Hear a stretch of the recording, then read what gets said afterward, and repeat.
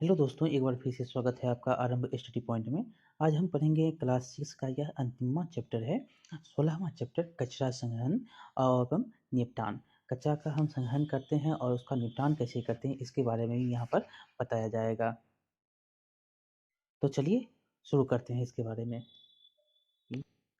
हम चलिए शुरू करते हैं, कैसे हम संग्रहण करते हैं, कैसे इसका निपटान करते हैं।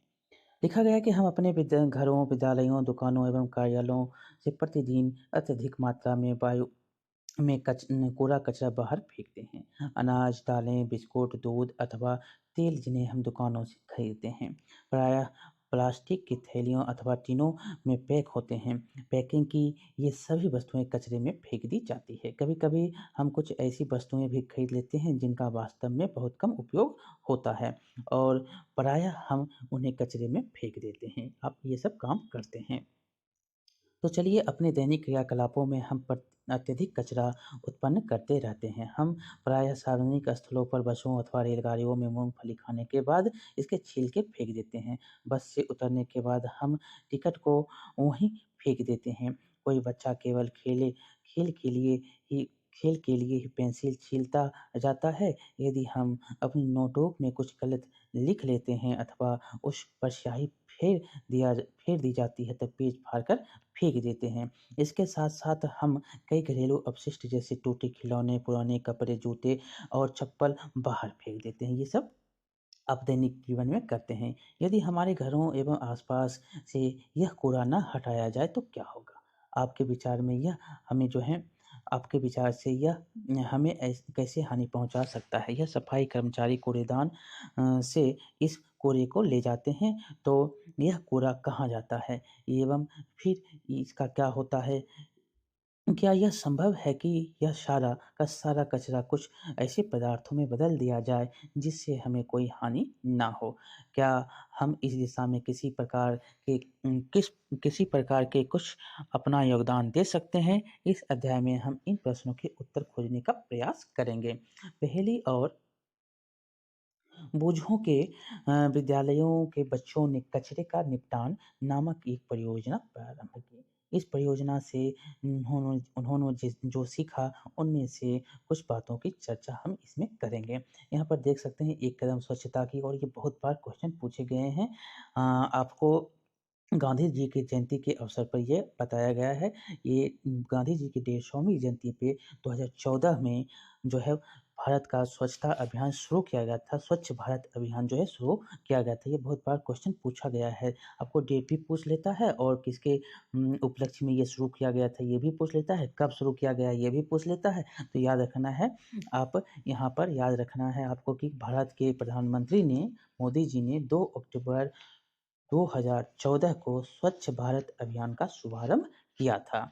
और इस अभियान का लक्ष्य क्या था? तो 2 अक्टूबर 2019 तक खुले में शौच से मुक्त भारत का निर्माण करना। और इसका लक्ष्य क्या था? खुले में शौच मुक्त भारत का निर्माण करना 2 अक्टूबर 2019 तक। 5 सालों का लक्ष्य लिया गया था। तो आपको याद रखना है, 2 अक्टूबर 2014 कौन अभियान शुरू हुआ था? स्वच्छ भारत अभियान। इनके उपलक्ष्य में तो गांधी जी के जन्मदिन है इस तारीख को, 2 अक्टूबर को, और 150वीं जन्मतिथि इनकी थी। आगे हम पढ़ेंगे बूझो। यहाँ पर आपने यहाँ पर देखा, इसके बारे में पढ़ेंगे कचरे का निपटान। 16.1 सफाई कर्मचारी कूड़ा एकत्र करके ट्रकों द्वारा निचले खुले क्षेत्रों में, जहां गहरे गड्ढे गर्त होते हैं, ले जाते हैं। इन खुले क्षेत्रों में भराव क्षेत्र कहते हैं। और जो यहाँ पर गड्ढे होते हैं, यहाँ उसको भर देते हैं, तो इसको क्या कहते हैं? भराव क्षेत्र कहते हैं। वहाँ कचरे के उस भाग को जिसका पुनः उपयोग किया जाता है, उसी रूप में उपयोग ना किए जाने वाले किए ना जा सकने वाले कचरे का पृथक किया जाता है। जो उपयोग किया जाएगा, जिसका नहीं उपयोग किया जाएगा, उसको पृथक कर लेते हैं, उसको अलग कर लेते हैं। इस प्रकार कचरे में उपयोगी और अनुपयोगी दोनों अवयव होते हैं। वो अनुपयोगी अवयव को पृथक कर लेते हैं और फिर इसे भराव क्षेत्र में फैलाकर मिट्टी की परत से ढक देते हैं। जब यह भराव क्षेत्र पूरी तरह से भर जाता है, तब प्रायः जो है इस पर पार्क अथवा खेल के मैदान बना देते हैं और लगभग 20 वर्षों तक इस पर कोई भवन निर्माण नहीं किया जाता है। कचरे के उपयोगी अवयव के निपटान के लिए भराव क्षेत्र के पास कंपोस्ट बनाने के लिए विकसित किए जाते हैं। और कंपोस्ट क्या है? तो आइए इसके बारे में हम देखेंगे। कंपोस्ट क्या होता है? आपको यहाँ पर पेड़-पौधे लगाते हैं उसके लिए आपको इसकी आवश्यकता होती है, ये कंपोस्ट का काम होता है। पहेली क्या कहती है तो पहेली ये जानना के लिए उत्सुक है कि कचरा उपयोगी कैसे होता है? हो सकता है, फिर इसे फेंका ही क्यों गया? क्या इस कूड़े कचरे में कुछ ऐसा भी है जो वास्तव में कचरा ही नहीं है? तो इसके बारे में भी हम देखेंगे जो कचरा भी नहीं है। क्या है? तो अपने घर के कचरे को कूड़ेदान में फेंकने के पूर्व किसी स्थान पर एकत्र कीजिए, फिर इसे 2 समूहों में पृथक कर लें, 2 समूह में इसको अलग करेंगे। पहला समूह क्या होगा? तो रसोई का जो घर का कचरा है, रसोई का घर का कचरा, जैसे फल हो गया, सब्ज़ी हो गया, छिलका हो गया, अंडा हो गया, बचा हुआ अपशिष्ट भोजन हो गया, चाय पत्तियाँ हो गई, समाचार पत्र हो गया, सूखी पत्तियाँ हो गया, कागज़ की थैली हो गई, इसको एक जगह में रखिए। दूसरा समूह में क्या? तो कपड़े के टुकड़े, पॉलीथीन, थैलियाँ, टूटा काँच, एल्युमिनियम, रेपर्स, कीलें, पुराने जूते, टूटे, ये सब आप एक जगह में रखिए। इसको आप अलग कर लेंगे। ये क्या है? एक अलग है। ये प्रत्येक समूह के कचरे को पृथक ढेरियों में बाँटिए, ए, बी, सी, डी, ई में आप प्रत्येक में बाँट सकते हैं। प्रत्येक समूह के एक-एक ढेरी को आप यहाँ पर जैसे दिखाया गया है, प्रत्येक समूह की एक-एक ढेरी यहाँ पर बना सकते हैं। कचरे की ढेरियों के गड्ढों में भरना और कचरे की ढेरी क्या है? इसको जो आप किचन के में काम किए उसको गड्ढों में भर दीजिए तो ये एक आपके लिए क्या हो जाएगा? कंपोस्ट खाद बन जाएगा। वही यहाँ पर दिखाया गया है। प्लास्टिक के तौर पर पृथक थैलियों में भरकर इन्हें मुँह कसकर बाँध दीजिए। मैदान में 4 गड्ढे खोदकर प्लास्टिक के थैलियों और दूसरी ढेरियों को पृथक गड्ढे में डालकर इन्हें मिट्टी में ढक दीजिए। आप देखेंगे क्या देखते हैं? आप कचरे के इन ढेरों को दबाने के लिए 4 गमले भी ले सकते हैं। 4 दिन के पश्चात 4 दिन के पश्चात जो है कचरे के ऊपर से मिट्टी हटाकर कचरे में हुए परिवर्तन को देखिए। कचरे का काला हो जाना तथा उसमें कोई दुर्गंध न आना यह दर्शाता है कि कचरे का पुनः विगलन हो गया है। वह पुनः क्या हुआ? विगलन हो गया है। इसे पुनः मिट्टी से ढक दीजिए। इसी प्रकार 2 दिन के अंतर के बाद आप अवलोकन करने के लिए फिर परीक्षण कर सकते हैं और इसका जो है आप नोट बना सकते हैं क्या कचरा का क्या होता है। तो पुनः विगलित है जो पुनः विगलित है उसमें क्या होता है? दुर्गंध नहीं आता है। आंशिक रूप से विलगित है और लगभग पूर्णतः विगलित है परंतु अभी भी दुर्गंध आ रही है। कोई परिवर्तन नहीं हुआ है। कोई किसमें परिवर्तन नहीं होता है? जिसमें जो प्लास्टिक है उसमें कोई परिवर्तन तो नहीं होता है। जो आप पन्नी है वो उसमें कोई परिवर्तन नहीं होता है, आप जानते हैं। किसी ढेरी के कचरे का विलयन हुआ है और किसका नहीं हुआ तो आपने यहाँ पर आपको हमने अभी बताया है किसका हुआ, किसका नहीं हुआ है। देखिए यहाँ पर अपने प्रेक्षणों के आधार पर आप सारणी जो कॉलम दिया गया है इसके बारे में यहाँ पर भर सकते हैं कौन हुआ है, कौन विचलित हुआ है, कौन नहीं हुआ है। तो यहाँ पर ए, बी में आपको हमने भी बताया जो ढेरियाँ परिवर्तन होता है, जो कचरा आपने के किचन में अपने रसोई घर में उपयोग किया है वो कचरा क्या होता है? विलगलित हो जाता है। जो आप देखते हैं कि जो उसमें आपको प्लास्टिक मिल रहा है, जो आपको पन्नी मिल रही है, विलगित नहीं होते हैं। यदि आपने कुछ परीक्षण भी किए हो तो उन्हें भी अपने नोटबुक में लिख सकते हैं, ये आप कर सकते हैं। जो कचरा विघटित नहीं हो पाया है उसे जलाइए अथवा फेंकिए नहीं, उसको जलाइए अथवा फेंकिए नहीं। उसको नहीं जलाने के लिए कहता है और ना ही उसको फेंकने के लिए कहता है। यदि कचरा पूर्णतः विगलित हो गया है तो उसे उसमें क्या था कोई दुर्गंध नहीं आ रही होगी और तो उसे उस मृदा में मिला दें जिससे आप अपनी पसंद के पौधे उगाते हैं। यह आपके पौधे को आवश्यक पोषक प्रदान प्रदान करता है। क्या? वो आवश्यक पोषक प्रदान करता है। आपने इनकी इस क्रियाकलाप में यह परीक्षण किया होगा कि कचरे की कुछ चीज़ें विगलित होती हैं, जिससे खाद बनती है, जिसका प्रयोग पौधों के लिए किया जाता है। कुछ पौधे के विगलित और खाद परिवर्तन होने की क्रिया को क्या बोलते हैं? कंपोस्टिंग बोलते हैं। जो खाद विगलित हो जाता है, जो खाद में परिवर्तित हो जाता है, उसको क्या बोलते हैं? कंपोस्टिंग बोलते हैं। कुछ शहरों तथा नगरों में नगर पालिकाएँ 2 प्रकार के कचरे एकत्र करने के लिए 2 पृथक कूड़ेदान प्रदान करती है। प्रायः जो है कैसा इसका रंग होता है, रंग के बारे में भी पूछा जाता है। तो प्रायः एक का रंग नीला तथा दूसरे का रंग हरा होता है। नीले रंग को में कूड़ेदान पुनः प्रयोग किए जा सकने वाले पदार्थ डाले जाते हैं, जो प्लास्टिक, धातुएँ तथा काँच होते हैं, जिसको पुनः प्राप्त कर सकते हैं।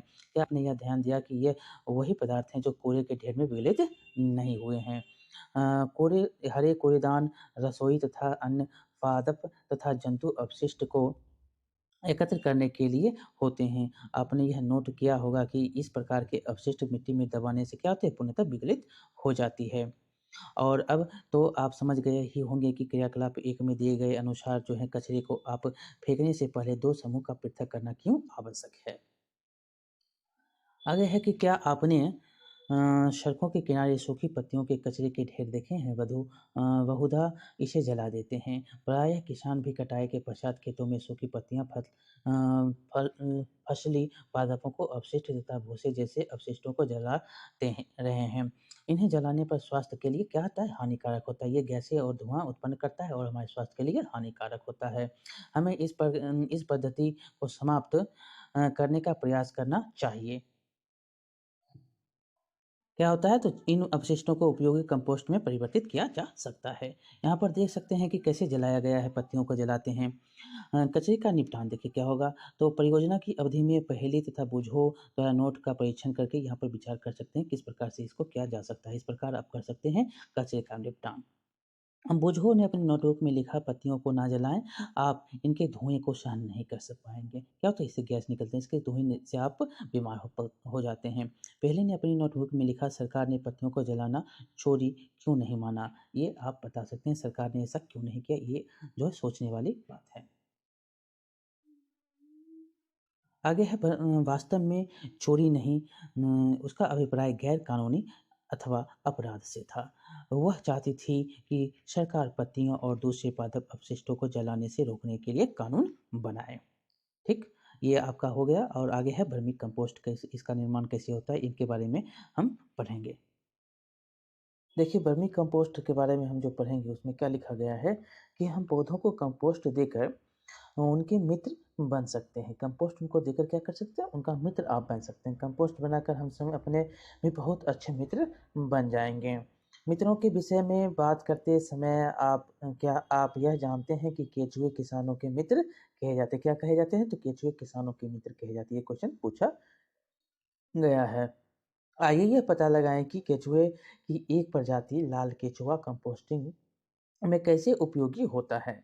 लाल केंचुओं की सहायता से कंपोस्ट बनाने की इस विधि को क्या बोलते हैं, वर्मी कंपोस्टिंग अथवा क्रीमिक पोस्टिंग। क्या, क्रीमिक पोस्टिंग। वर्मी कंपोस्टिंग बोलेंगे या क्रीमिक पोस्टिंग बोलेंगे। और वर्मी कंपोस्टिंग द्वारा हम अपने विद्यालय में भी खाद बनाने की प्रक्रिया का प्रयास कर सकते हैं। कैसे, जो आप खाना खाने में लाते हैं, कुछ बच गया है, उसका जो है उपयोग आप वर्मी कंपोस्ट बनाने में कर सकते हैं। ये हो गया। आगे है क्रियाकलाप 2 में देखेंगे। क्रियाकलाप 2 में क्या कहता है करने के लिए, तो मैदान में आइए एक गड्ढा लगभग 30 सेंटीमीटर की खोदने के लिए कहता है तथा कोई लकड़ी का बॉक्स किसी ऐसे स्थान पर रखें जो ना तो बहुत गर्म हो ना ही बहुत ठंडा। ऐसे स्थान के बारे में आपका क्या विचार है जहाँ सीधी धूप नहीं पड़ती हो। आइए अब गड्ढे अथवा बॉक्स में लाल केचुए के लिए आरामदायक घर बनाएं। आप ऐसे करके लाल घर, उसके लिए आरामदायक घर बना सकते हैं। इसमें आप जो भी आपका खाद्य पदार्थ है उसमें डालिए और फिर केचुए को उसमें डाल दीजिए। तो क्या होगा, वो जो खाएगा वो भुरभुरा हो जाएगा और भुरभुरा होके वो क्या हो जाएगा, वो खाद बन जाएगा। वही जो उसका मल होगा वही क्या हो जाएगा, उसका खाद हो जाएगा। यही कहना गया वर्मी कंपोस्ट। वही इसी में जो है वही बात दिया गया है कि गड्ढे अथवा बॉक्स की तली में एक जाल अथवा मुर्गी जाली बिछा दीजिए। आप विकल्प के रूप में तली में रेत की 1 अथवा 2 सेंटीमीटर मोटी परत भी बिछा सकते हैं। अब रेत के ऊपर सब्जियों अथवा फलों के अपशिष्ट बिछा दीजिए। अब जो फल है, सब्जी है, वो आप रेत में बिछा दीजिए।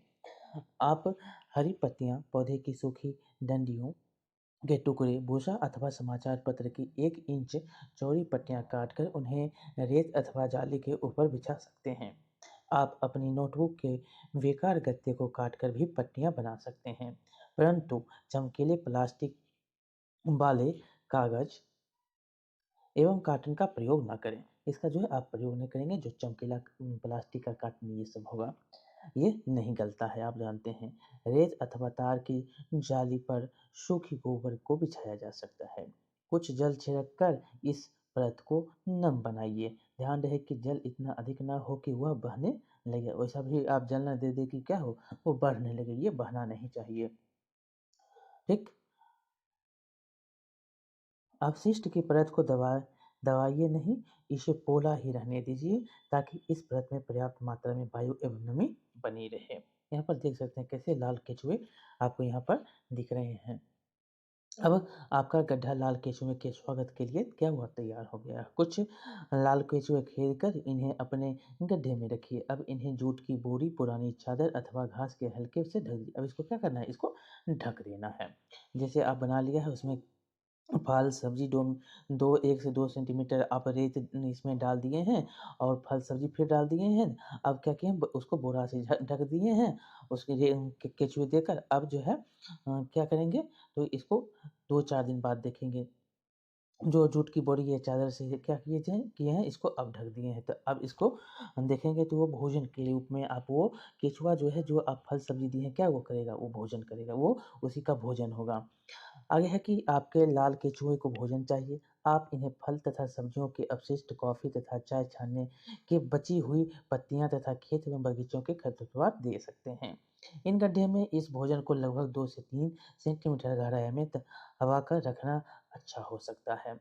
नमक, अचार, तेल, सिरका, मांस एवं दूध से निर्मित अपशिष्ट पदार्थ भोजन के रूप में लाल केचुए को ना दें। देखिए यहाँ पर ये भी क्वेश्चन पूछा गया है कि लाल केंचुए को क्या नहीं देना चाहिए, तो नमक नहीं दीजिए, ना ही अचार, ना तेल, सिरका, मांस, जो दूध से निर्मित होता है उस वस्तु को जो है, उन पदार्थों को लाल केंचुए को भोजन में नहीं देंगे। इन वस्तुओं को गड्ढे में डालने से उसमें रोग कारक जीव उत्पन्न हो सकता है। इससे क्या होगा, रोग उसमें उत्पन्न हो सकता है। कुछ दिनों के अंतराल में गड्ढे के पदार्थों को धीरे धीरे मिलाते रहें तथा इसकी ऊपरी सतह को हिलाते रहें और कुछ दिनों तक उसको हिलाते रहें। आगे देखेंगे क्या होता है, तो आगे लाल केचुए के लिए आहार देख सकते हैं। यहाँ पर फल है, सब्जी है, जो आप खाने बनाते हैं वो है, कुछ ये शाक सब्जी है, ये सब उसके खाने हैं। आगे देखें लाल केचुए के दांत नहीं होते। आप जानते हैं लाल केचुए के क्या होते हैं, दांत नहीं होते हैं। इनमें एक विशेष संरचना होती है जिसे गिजट कहते हैं। ये क्वेश्चन पूछे गए हैं। इसको क्या बोलते हैं, गिजट बोलते हैं, जो भोजन को पीसने में इसकी सहायता करता है। यदि आप अंडे के छिलके अथवा समुद्री शंख या सीपी का चूरा आहार के साथ देंगे तो यह आहार के साथ कृमि के गिजट में पहुंच जाता है और भोजन को पीसने में उसकी सहायता करता है। कोई लाल कृमि एक दिन में अपने शरीर के भार के बराबर आहार खा सकता है। जो जितना उसका वजन है वो उतना ही खाएगा। लाल केचुए बहुत गर्म अथवा ठंडे वातावरण में जीवित नहीं रहते और बहुत ज़्यादा न गर्म हो ना बहुत ज़्यादा ठंडा हो, इसमें क्या लाल केचुए जीवित नहीं रहेंगे। उन्हें अपने आसपास नमी की आवश्यकता होती है। यदि आप अपने केचुओं की भली भांति देखभाल करते हैं तो एक मास में उनकी संख्या क्या होगी, दोगुनी हो जाएगी। 3 से 4 सप्ताह के अंतराल पर आप गड्ढे का सावधानीपूर्वक परीक्षण करते रहें। क्या आपके गड्ढे में मिट्टी जैसा पोला पदार्थ दिखाई देता है? आपका क्या वर्मी कंपोस्ट तैयार हो गया? तो आप देखेंगे ये पोला आपको देखने को मिलेगा, जो कि छोटा-छोटा आपको टुकड़े में मिलेगा। अब है कि इस गड्ढे के पास किनारे पर आहार के रूप में कुछ अपशिष्ट डालिए। अधिकांश कृमि अन्य भागों को छोड़कर गड्ढे के इस भाग में स्थानांतरित हो जाएंगे और जो कृमि जो है वो क्या होगा, उसी भाग में वो आहार के रूप में उसी भाग में चला जाएगा। दूसरे भाग में खाद को निकालकर कुछ घंटों तक इसे धूप में सुखाइए। आपका वर्मी कंपोस्ट क्या हुआ, अब तैयार हो गया है। यहाँ पर देख सकते हैं कि कैसे वर्मी कंपोस्ट तैयार किया गया, ये जो देख सकते हैं यहाँ पर चित्र के माध्यम से दिखाया भी गया है। गड्ढे के इस बचे भाग में अधिकांश कृमि हैं और आप इनका उपयोग और अधिक कंपोस्ट बनाने में कर सकते हैं। आप इन्हें किसी कंपोस्ट बनाने वाले को बांट सकते हैं। इस उत्तम वर्मी कंपोस्ट खाद को आप अपने गमलों, बगीचों, खेतों में डाल सकते हैं। क्या यह अपशिष्ट से सर्वोत्तम प्राप्त करने जैसा नहीं है? क्या है ये, अपशिष्ट से सर्वोत्तम प्राप्त करने की विधि है जो वर्मी कंपोस्ट बनाते हैं। आप में से आप में से जिनके पास बड़े-बड़े खेत हैं, वे बड़े गड्ढों में वर्मी कंपोस्ट बनाकर परीक्षण कर सकते हैं। इससे आपके बहुत से धन की बचत भी होगी और आप जो है महँगे रासायनिक उर्वरक जो खाद खरीदते हैं, उसके खर्च भी जो है बच सकते हैं। आगे है कि सोचिए और फिर फेंकिए। आपके विचार में हर दिन प्रत्येक में कितना कचरा फेंका जाता है, इसका अनुमान आप किसी बाल्टी को मात्रक के रूप में लेकर कर सकते हैं। अपने घर का कचरा एकत्र करने के लिए 5 से 10 लीटर की कोई बाल्टी लीजिए और उसमें जो है कुछ दिन तक अपने घर का कचरा एकत्र कीजिए। कितने दिनों में यह बाल्टी पूरी भर जाती है, आप अपने घर के सदस्यों की संख्या जानते हैं। यदि आप अपने शहर अथवा नगर की जनसंख्या का पता लगा लें तो क्या आप ये जो अनुमान लगा सकते हैं कि प्रतिदिन आपके मोहल्ले तथा जो अथवा नगर में सभी घरों में कितनी बाल्टी कचरा उत्पन्न होती है। जो आप एक घर में अगर दिन में एक बाल्टी कचरा उत्पन्न हो रहा है तो अगर 100 घर है तो 100 बाल्टी होगा। ये अनुमान आप लगा सकते हैं। हर प्रतिदिन कचरे को पहाड़ उत्पन्न कर सकता है। क्या ये हर अगर प्रतिदिन का कचरा आप जमा करेंगे तो पहाड़ बन जाएगा। क्या यह सच नहीं है? ये भी सच है। क्या होता है आप जानते हैं दिल्ली में क्या है? कचरा का पहाड़ भी है, जो कि आपको ये मालूम होगा। यहाँ पर आगे है कि आइए अब हम ऐसे गाँव के बारे में कहानी पढ़ते हैं जहाँ के लोग अधिक बुद्धिमान हैं और जहाँ कचरा कम निकलता है। नानू छठी कक्षा में पढ़ता है, उसे कागज़ का बायोयान बनाना बहुत अच्छा लगता है। जब वह अपनी नई नोटबुक के पन्ने फाड़कर बायोयान बनाता है तो उसकी माँ को बहुत कष्ट होता है, परंतु नानू इसकी कोई चिंता नहीं करता है। एक बार नानू अपनी माँ के साथ अपनी मौसी के घर गया।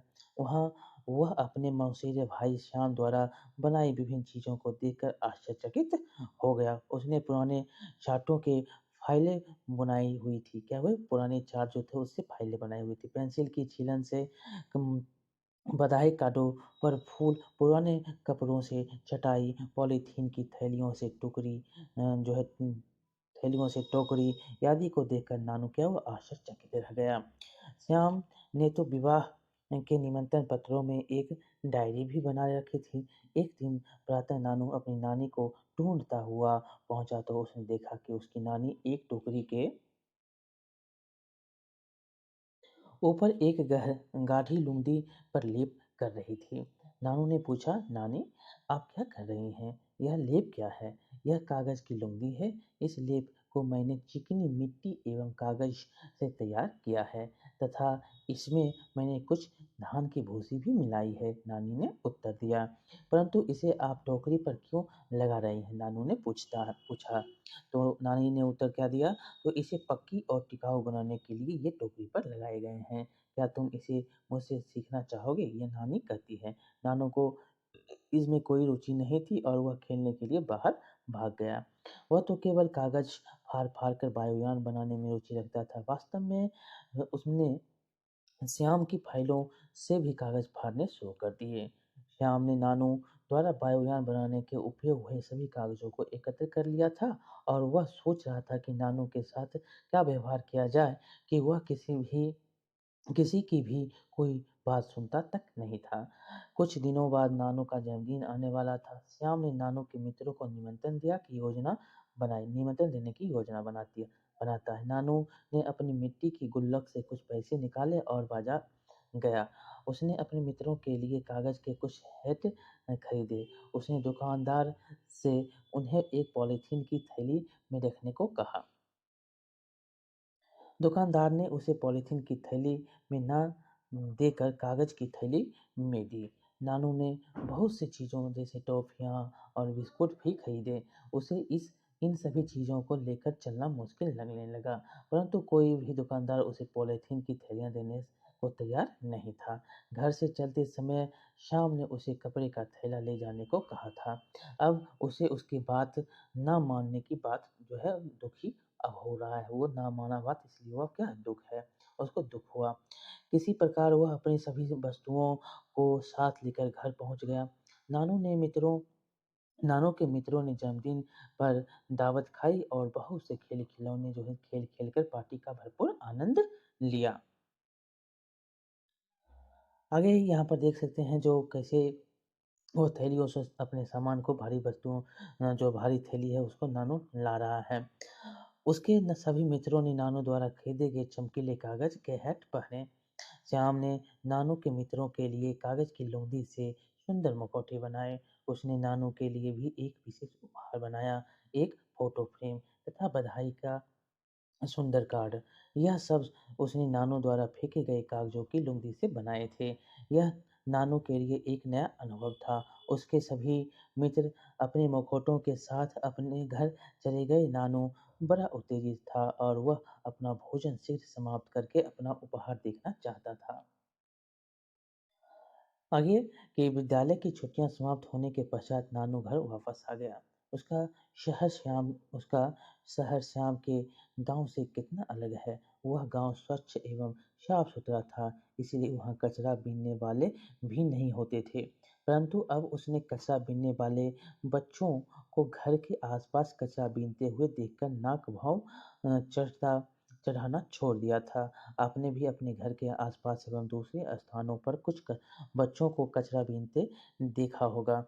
यह इन बच्चों को कार्य करते देखिए और पता लगाइए कि वे कचरे से उपयोगी पदार्थ कैसे पृथक करते हैं। वे वास्तव में हमारी सहायता क्या करते हैं। तो आप जो भी कचरा फेंकते हैं वो क्या करता है, उसे पृथक कर लेता है, वो अलग करता है और वह अपनी जीविका में उसका उपयोग करता है, वो जीने के लिए करता है उपयोग। वो अ, कचरे के खदान में जाता है, वहाँ पर उसको बेच देता है। अगर आप रेलवे स्टेशन पे जा रहे हैं, तो रेलवे स्टेशन पे आप बोतल पानी खरीदते हैं, तो वो पानी पीकर उस डिब्बा को फेंक देते हैं। लेकिन आप जानते हैं डिब्बे का क्या होता है, रिसाइकल होता है। तो वही जो है डिब्बे का वो क्या करता है, पृथक कर लेता है। वो डिब्बा चुन लेता है, कहीं लोहा उसको मिल गया, कहीं उसको कील मिल गया, वो सभी को पृथक करता है। सभी का क्या होता है, भाव अलग-अलग होता है। तो हमारे लिए बहुत ही सहायक होते हैं ये सब जो बीनने वाले होते हैं।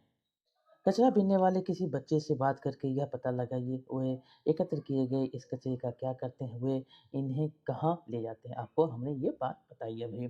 क्या हुआ अथवा या उसका उसके मित्र विद्यालय जा जाती है या जाता है या जाती है। यदि नहीं तो इसका कारण आप जान सकते हैं कि क्यों नहीं जाती, गरीब है या उसको उसमें मन नहीं लगता है। इसके बारे में आप पता कर सकते हैं कि ये भी हो सकता है मन नहीं लगता है, ये भी हो सकता है गरीब है, ये भी हो सकता है कि उसी उसकी रुचि जो है उस कार्य में अब नहीं रही, जो उसको बीनने में लग रही है। आगे है कि और आप हम कैसे उसकी सहायता पढ़ने लिखने में कर सकते हैं, ये बता सकते हैं कि आप हम जो है उसको समझा सकते हैं कि आप पढ़ो, आप पढ़ने में ध्यान दो, ये काम नहीं करो, ये आप कह सकते हैं। क्या आपने कभी अपने घर पर पुराने समाचार पत्रों, कांच तथा धातु की वस्तुओं, प्लास्टिक की थैलियों, पुरानी नोटबुकों को किसी कबाड़ी को बेचने में घर वालों की सहायता की है? उससे बात करके पता लगाइए कि वह सब कबाड़ क्या करता है। क्या श्याम की भांति आप भी व्यर्थ कागजों से नए कागज बनाना चाहेंगे? आइए इसे बनाना सीखें। देखिए कागज़ का भी क्या होता है, पुनर्चक्रण होता है। उसी के बारे में यहाँ पर दिया गया है कि इसके लिए आपको पुराना समाचार पत्रों वाले पुरानी लिफ़ाफ़े, मैगज़ीन, पुरानी नोटबुक एवं पत्र एवं अन्य बेकार कागज़ों की आवश्यकता होगी। चमकदार एवं प्लास्टिक लेपित कागज़ का उपयोग मत कीजिए। इसके अतिरिक्त आपको तार की जाली फ्रेम भी चाहिए। फ्रेम के स्थान पर आप बड़ी आकार के छलनी भी ले सकते हैं। कागज़ों को छोटे-छोटे टुकड़ों में फाड़िए और इन्हें एक बाल्टी अथवा टब में रखकर जल डालिए। आगे देखेंगे कागज़ के टुकड़ों को जल में 1 दिन के लिए डूबा रहने दीजिए। अब इसे भीगे कागज़ को काटकर गाढ़े लुगदी बनाइए। अब फ्रेम पर जाली पर गीली लुगदी को फैलाइए। लुगदी की परत को यथासंभव एक समान बनाने के लिए फ्रेम को धीरे से ठोकिए। जल के बहकर निकल जाने तक प्रतीक्षा कीजिए। यदि आवश्यक हो तो फ्रेम पर पुराना कपड़ा अथवा समाचार पत्र फैला दीजिए। और उसके बाद क्या करेंगे, जिससे लुगदी का अधिक से अधिक जल क्या होगा, सोख लिया जाए। अब लुगदी की इस परत को सावधानी से फ्रेम से अलग कर किसी पुराने समाचार पत्र पर रख कर धूप में सुखाइए। समाचार पत्र के किनारों पर कुछ भारी वस्तु रखें जिससे वे मुड़ ना सके। रंगीन कागज प्राप्त करने के लिए लुगदी को फैलाने से पूर्व आप इसमें खाने वाले रंग मिला सकते हैं।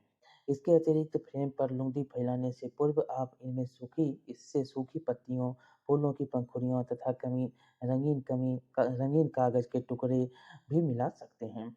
ऐसा करके आप सुंदर पैटर्न वाला पुनर्चक्रण का आकर्षक जो है कागज प्राप्त कर सकते हैं। इस प्रकार आप कागज को बना सकते हैं।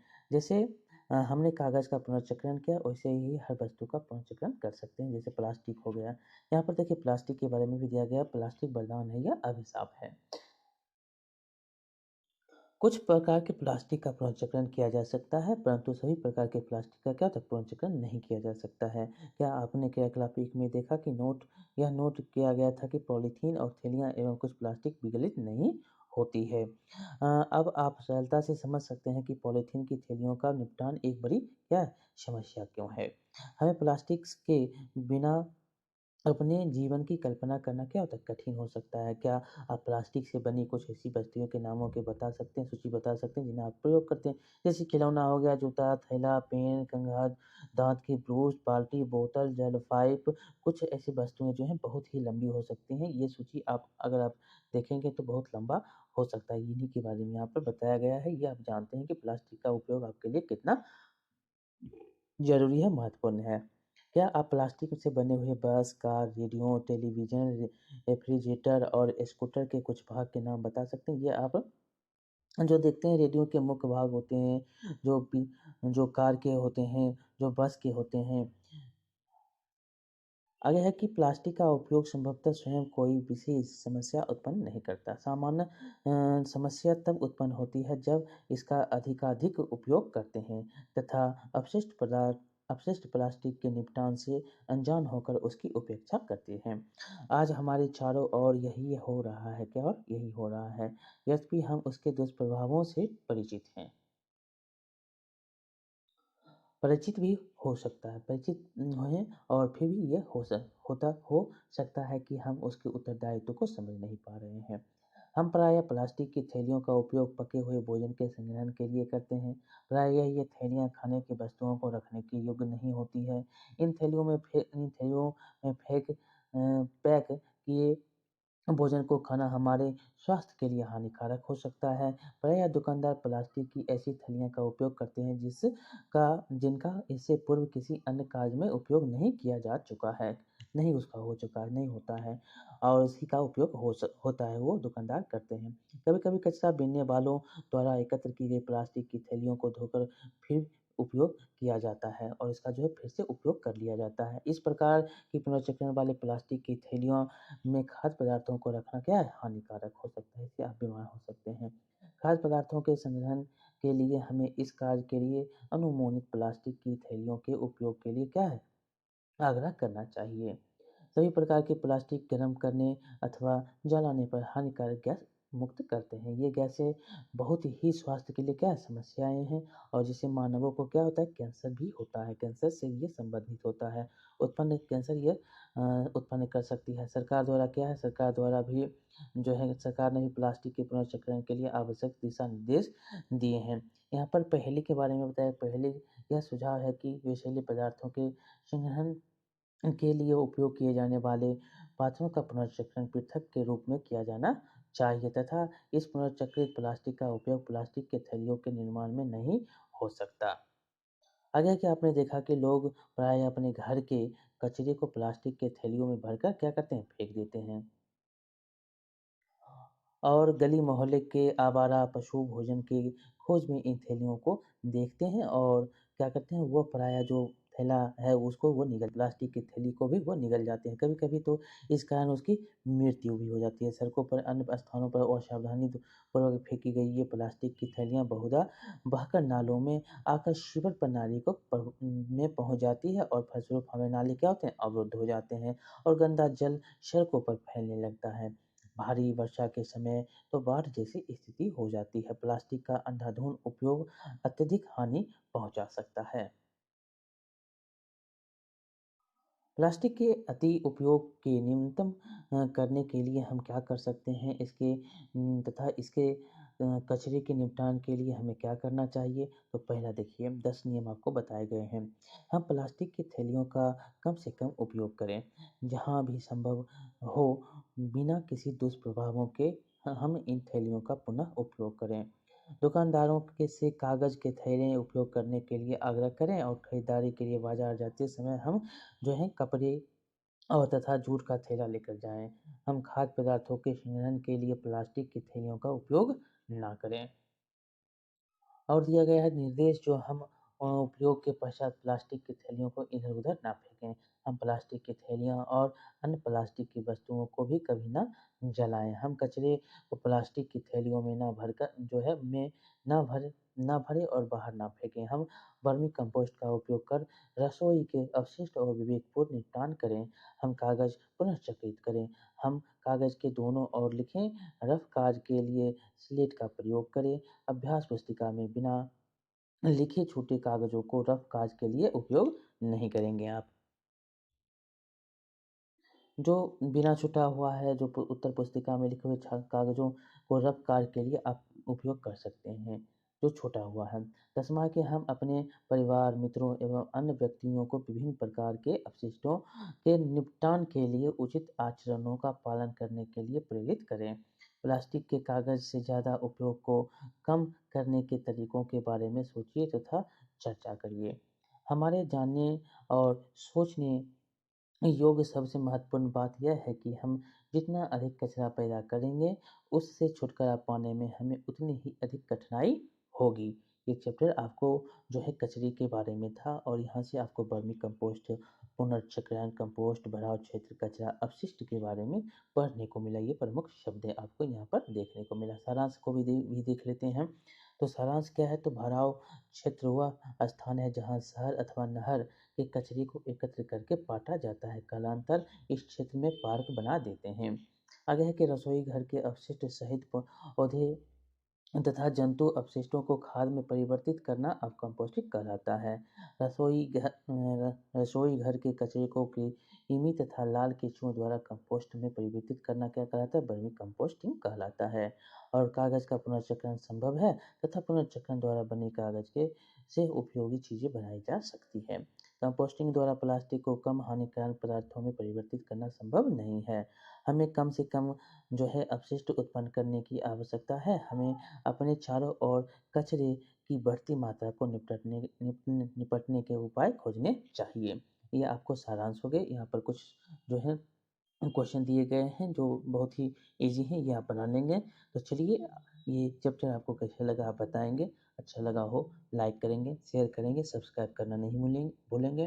मिलते हैं अगले वीडियो में, तब तक के लिए बहुत बहुत धन्यवाद। ये चैप्टर जो सिक्स का जो आप सीरीज देख रहे थे, ये यहीं पर समाप्त होता है।